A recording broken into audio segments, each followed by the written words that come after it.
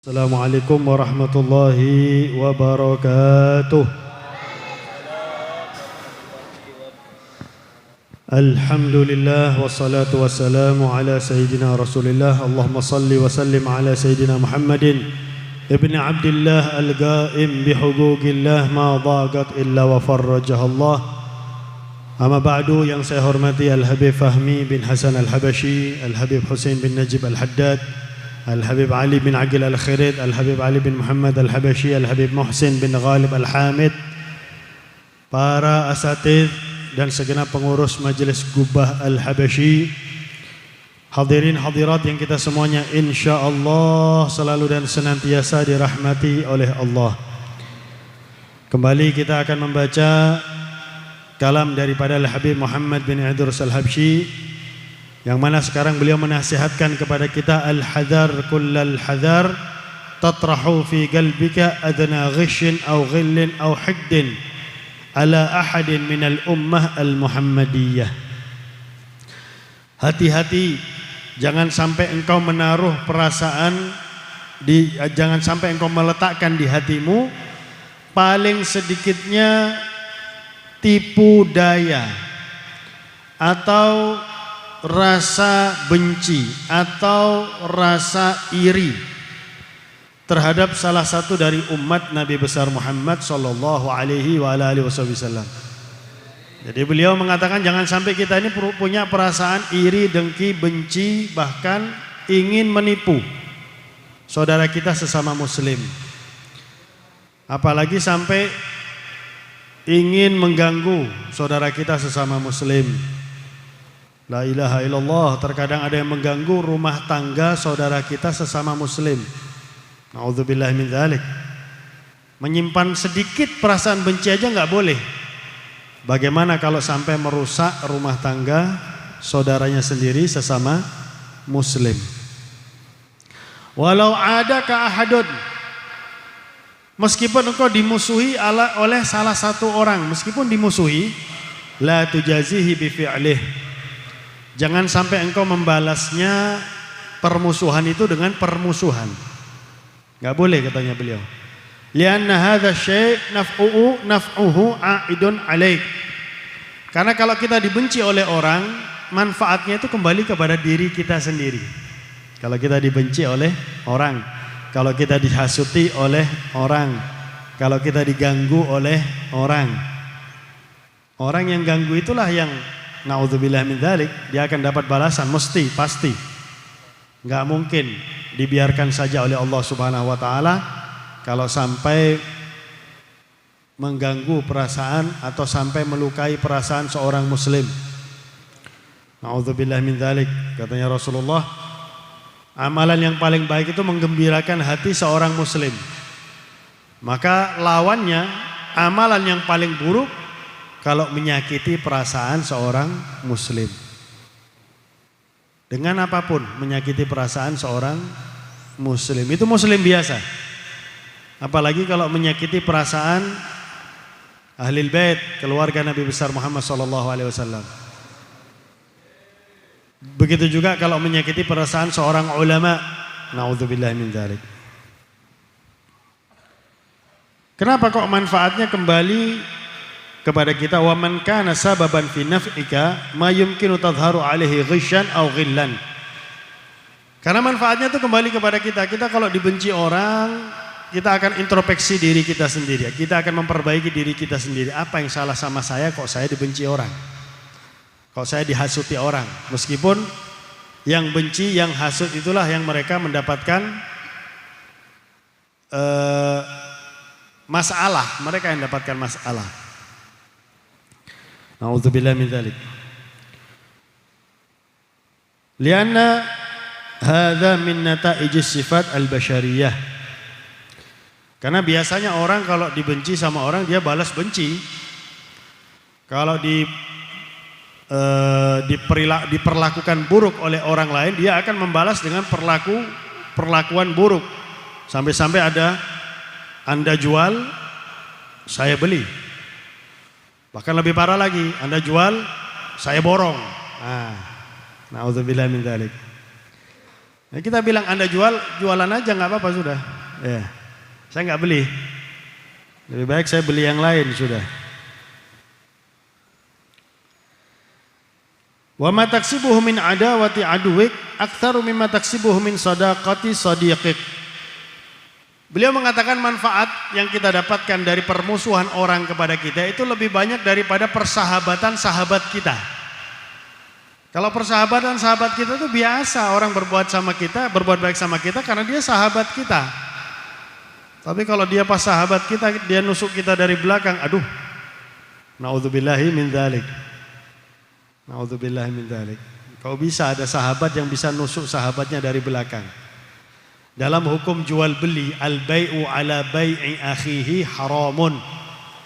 Kita jual dan kita menyaingi jualan saudara kita. Jadi misalnya ada orang ke toko Ibnu Najib. Kita lihat, wah ini orang lihat baju itu harganya ditawarkan sama karyawannya Ibnu Najib 150.000. Nggak cocok ini orang, nawar 135.000. Begitu keluar dari toko Ibnu Najib langsung kita panggil, kamu mau baju yang sama, harganya 135.000, saya jual kepada kamu. Itu haram sudah. Kenapa? Karena orang ini keluar, biasanya orang keluar toko itu mengharap dipanggil lagi sama yang punya toko. Sini. Tambahlah sedikit. Biasanya begitu. Apalagi daerah Ampel sini ya. Nah, ini apalagi kalau sampai merusak rumah tangga saudaranya sendiri. Merusak rumah tangga temannya sendiri. Nah, itu banyak terjadi di zaman kita ya. Naudzubillah min dzalik. Oleh karena itu wanita yang sudah bersuami nggak sepantasnya dia main medsos itu, sosmed nggak sepantasnya. Kalau dia sudah bersuami. Karena sudah seharusnya dia lebih taat kepada suami, lebih menyenangkan suami, lebih mencari ridha suami. Naudzubillah min dzalik.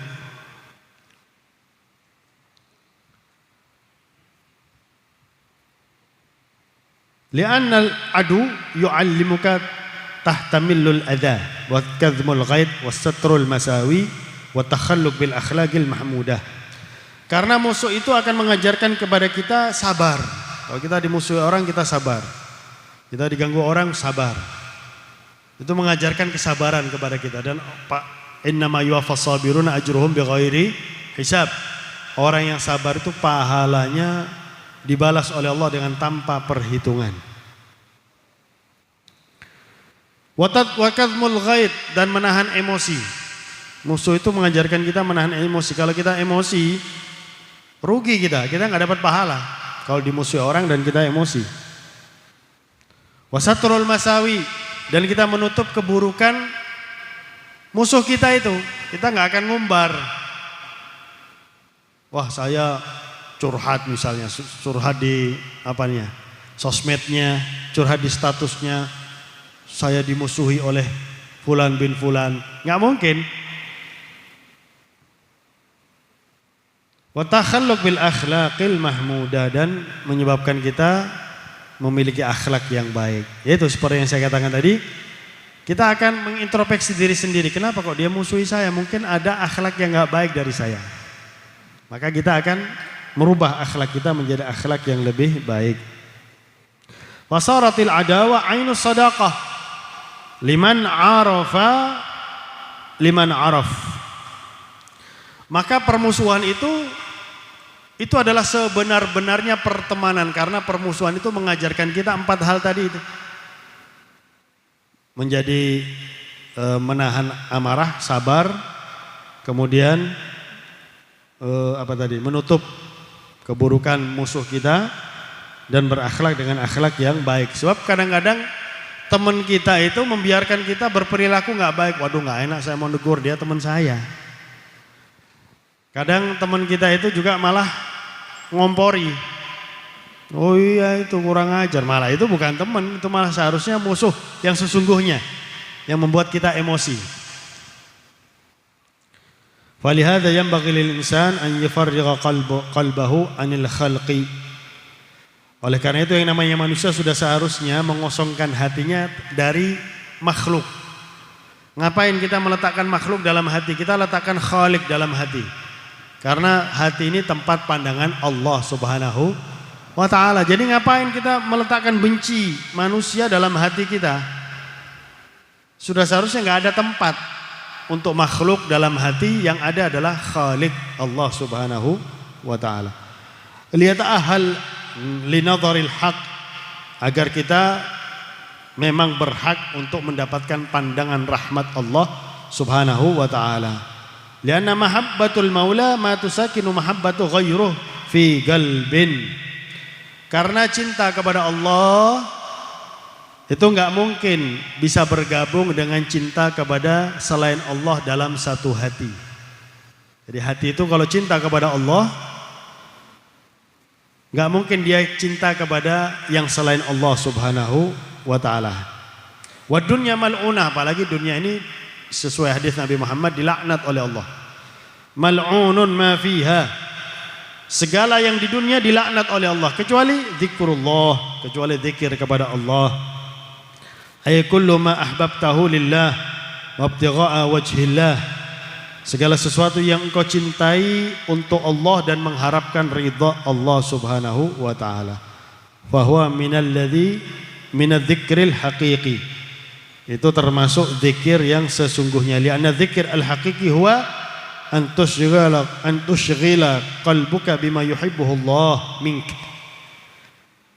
Zikir yang sesungguhnya kita menyibukkan hati kita dengan apa-apa yang dicintai oleh Allah dari kita.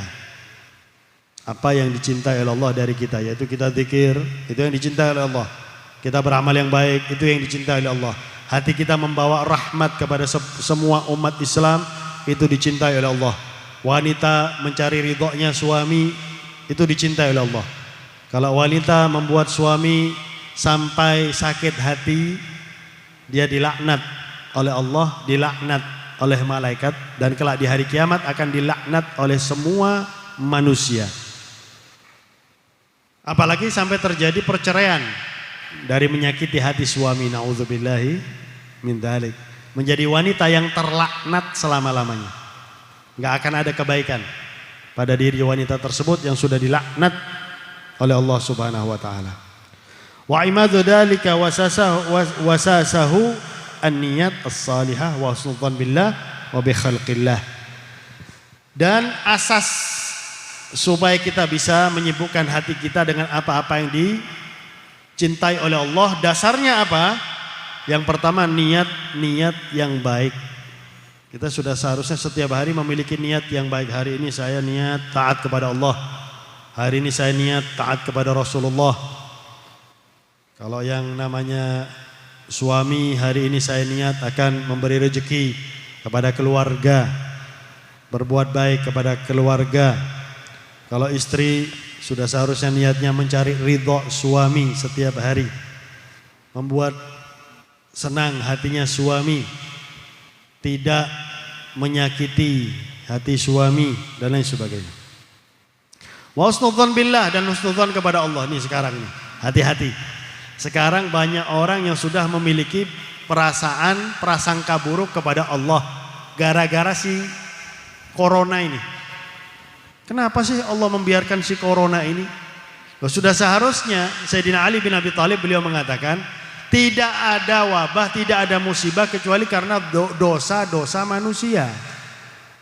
Dan yang bisa menghilangkan wabah musibah tersebut istighfar kehadirat Allah Subhanahu wa ta'ala.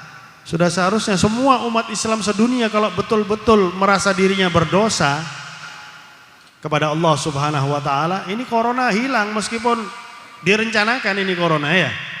Kemarin akhir Desember coronanya liburan juga. Tapi ketika mendekati Rajab, coronanya datang ini. Nah, nanti mendekati Ramadan, udah PPKM lagi sudah. La ilaha illallah.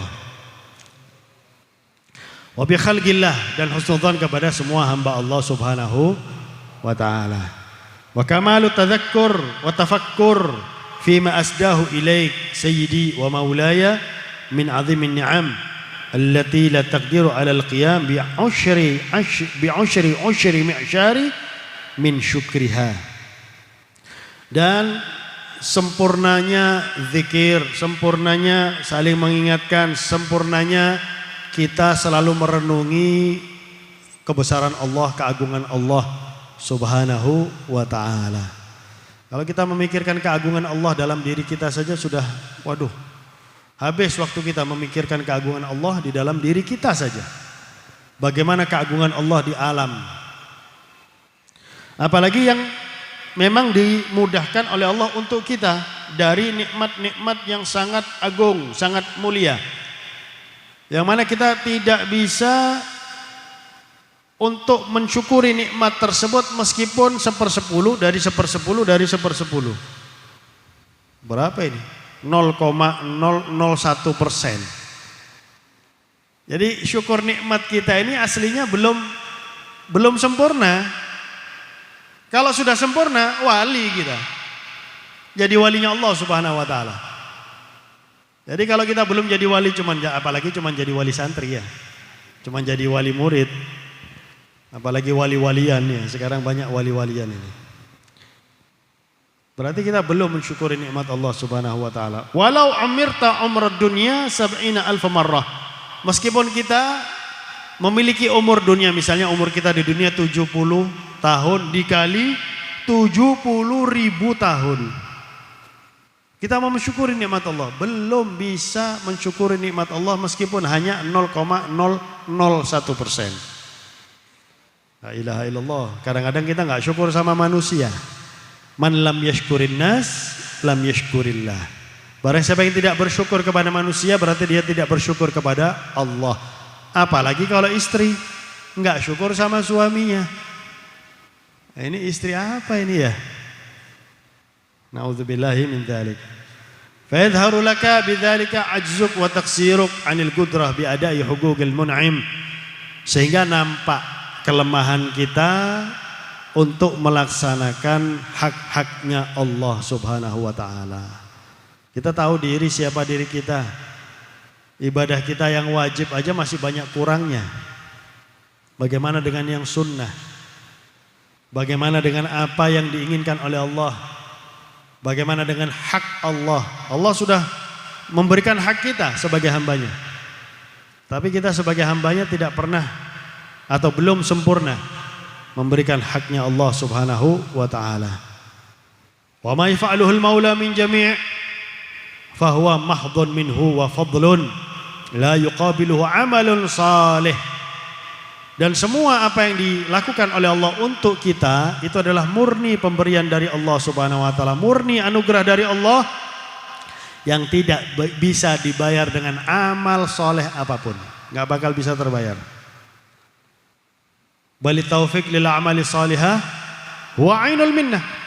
Kita mendapatkan taufik itu khalqul qudrah ala ta'ah. Allah memberikan kekuatan kita untuk taat kehadirat Allah Subhanahu wa ta'ala. Itu adalah sejatinya anugerah dari Allah. Tanpa taufik kita nggak bakal bisa hadir di sini. Tanpa taufik kita nggak bakal bisa ibadah kepada Allah. Tanpa taufik kita tidak akan bisa meninggalkan kemaksiatan. Tanpa taufik kita mengganggu istrinya orang. La ilaha illallah.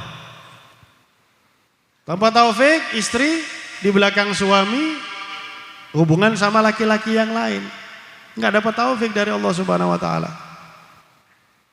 Hati-hati kalau sudah semakin dalam bermaksiat, berarti semakin jauh dari Allah. Dan Allah lah yang membuat kita semakin jauh dari Allah. Karena Allah mentakdirkan orang tersebut sebagai penghuni nerakanya Allah. Kalau orang mendapatkan taufik berarti Allah Subhanahu wa ta'ala menginginkan kebaikan bagi dirinya. Menginginkan dia untuk menjadi orang baik dan mentakdirkan dia sebagai penghuni syurganya Allah Subhanahu wa ta'ala. Fayahtaju ila syukrin akhar. Jadi kita dapat taufik ini sudah seharusnya bersyukur kepada Allah. Sebagaimana Nabi Allah Nuh alaihissalam. Beliau mendapatkan nikmat, atau Nabi Allah Hud. Beliau mendapatkan nikmat Beliau bersyukur kepada Allah. Kemudian beliau mengatakan, ya Allah, saya ini bisa mengucapkan alhamdulillah. Itu nikmat darimu ya Allah. Maka bagaimana saya mensyukuri nikmat ucapan alhamdulillah? Idza arafta dzalika fakunta, Nabi Allah Daud, idza arafta dzalika fakunta minasyakirin.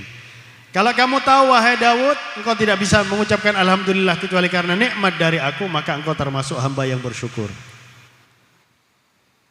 Dan kebalikannya, kalau tetap dalam jalan maksiat berarti menjadi hamba yang kufur terhadap nikmat Allah Subhanahu wa ta'ala. Hati-hati, kita hidup di dunia ini supaya bisa selamat di hari kiamat.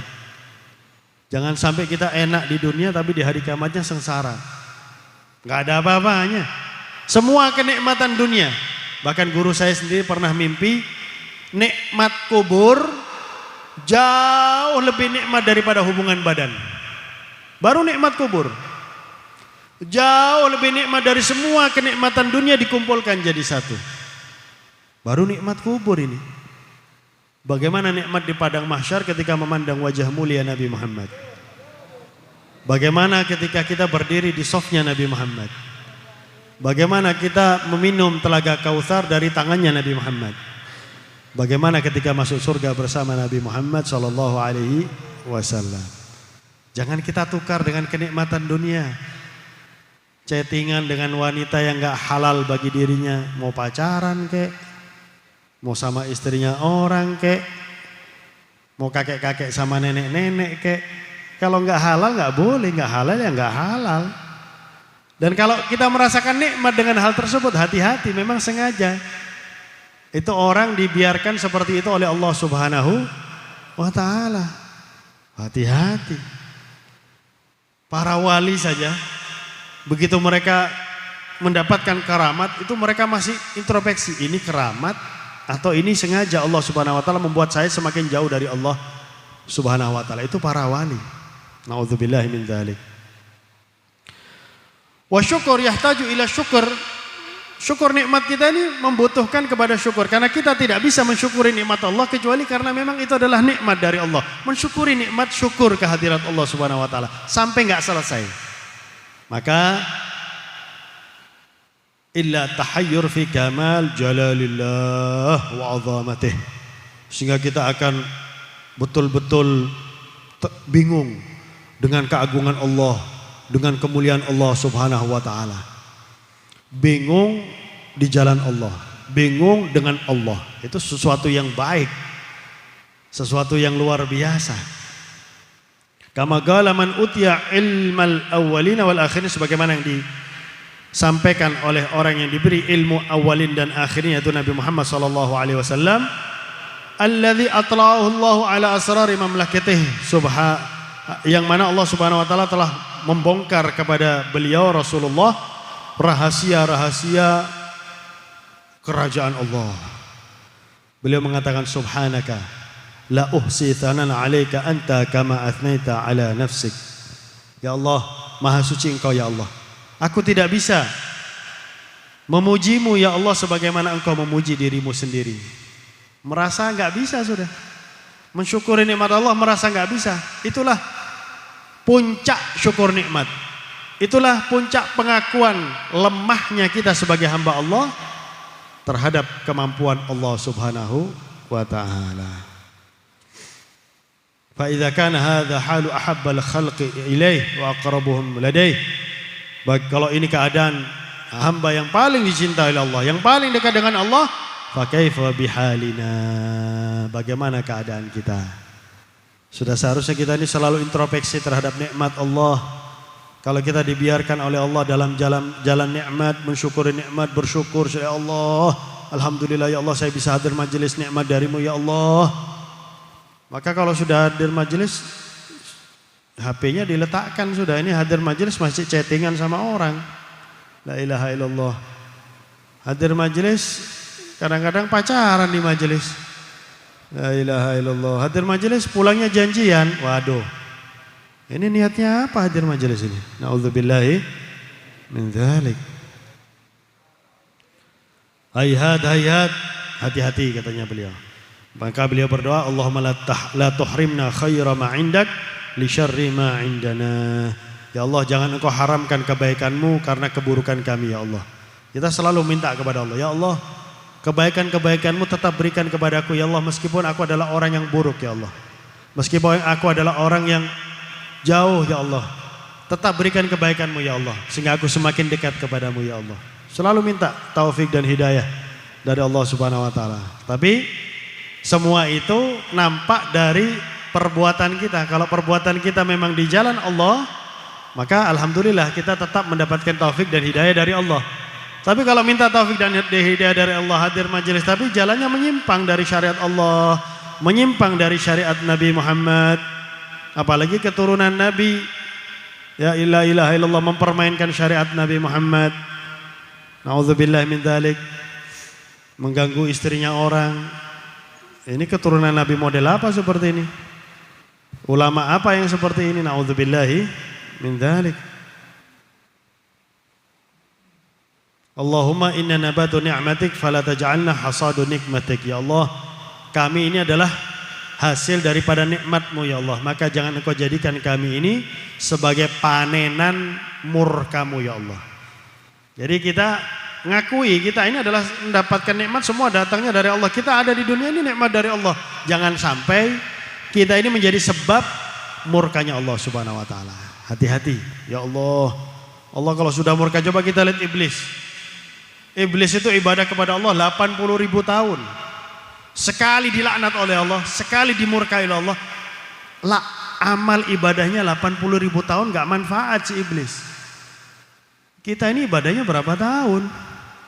Orang dibilang kalau orang itu umurnya 60 tahun berarti 20 tahun tidur, 40 tahun belum tentu ibadah. Iblis yang 80.000 tahun sekali dilaknat oleh Allah. Na'udzubillah. Apalagi wanita-wanita sekarang kadang-kadang berani sama suami, membuat suaminya sakit hati, membuat suaminya pikirannya macam-macam, membuat suaminya cemberut aja, dilaknat oleh Allah. Ma min imra'atin kalihat ala wajhi zawjiha. Kalau ada wanita cemberut di muka suaminya, hatta tudkhilal gham fi qalbi zawjiha, sampai memasukkan perasaan sumpek di hati suaminya, fahiya fi sakhatillah. Wanita itu di dalam laknat Allah Subhanahu wa taala. Hati-hati. Sekali aja dilaknat sama Allah, amal ibadah itu bisa hilang. Apalagi kalau berkali-kali dilaknat oleh Allah Subhanahu wa taala. Ya Arhamar Rahimin. Kita harap nasihat-nasihat ini betul masuk di dalam hati kita dan membuat kita mendapatkan taufik dan hidayah dari Allah Subhanahu wa taala. Amin amin ya rabbal alamin.